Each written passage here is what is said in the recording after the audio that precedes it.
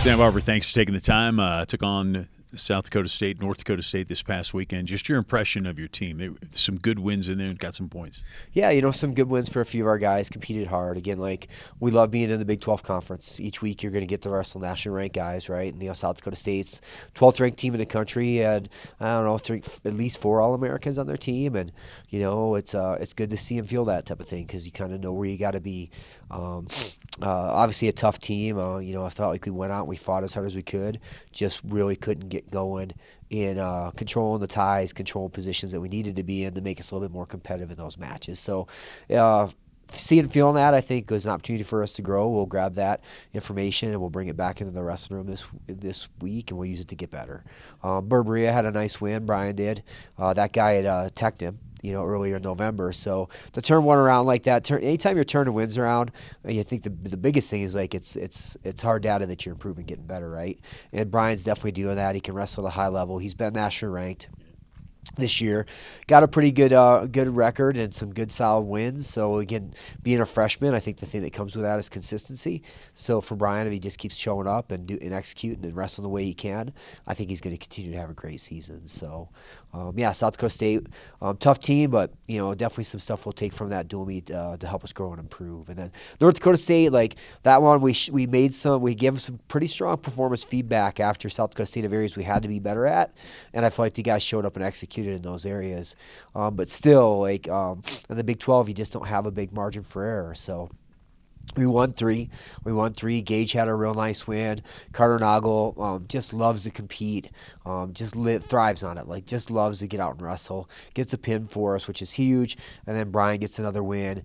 So you got 3 wins. One of them's by a pin. So now you just got to find 2-3 more, right? 2-3 more. We lost a tight one in overtime at 125. We lost one by a takedown at 174.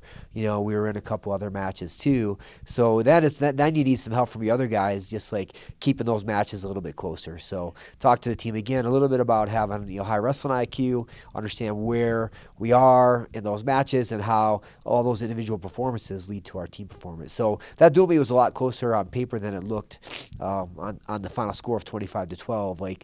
Again, Bubba wins, Jack wins, and we don't give up a takedown here or there, and then we win that dual meet, right? So but the biggest thing for us is just this idea of continued growth improvement.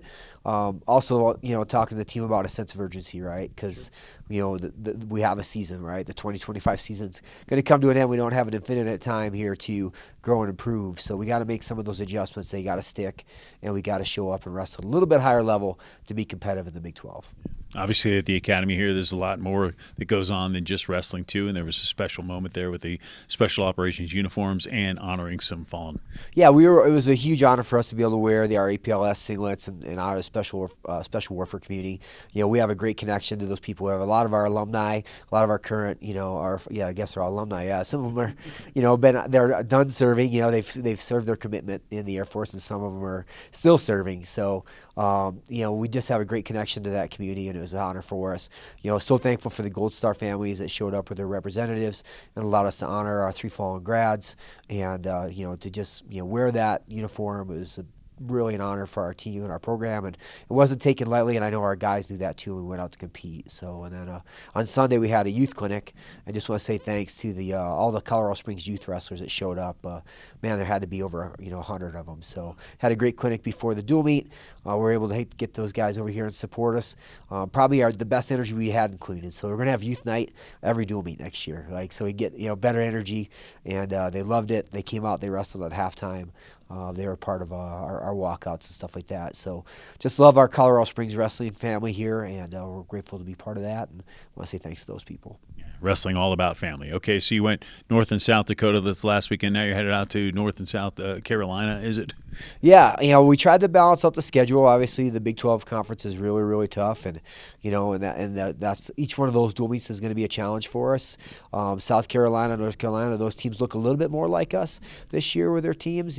So we feel like we'll go out there and have some competitive dual meets, and again, have our guys have an opportunity to continue to grow and improve, but maybe not against the same caliber that we're going to see in the Big 12. And again, not saying anything negative or less than the teams we're going to compete. They're both great teams, well coached, great programs. Just look a little bit more like us from where they're at with their teams as far as freshmen, sophomores in the lineup and some of that stuff. So we're excited about that trip. Haven't done that trip before, so going to get to go see 2 new wrestling rooms I haven't seen. I don't have too many left on my list to get into, and I think I've seen them all, but I haven't been to these 2 places. So excited to go to the Carolinas and excited to spend time with the road with our guys. There's always opportunities for great conversations and enhanced culture and team bonding. So just love road trips with this team. They're great guys.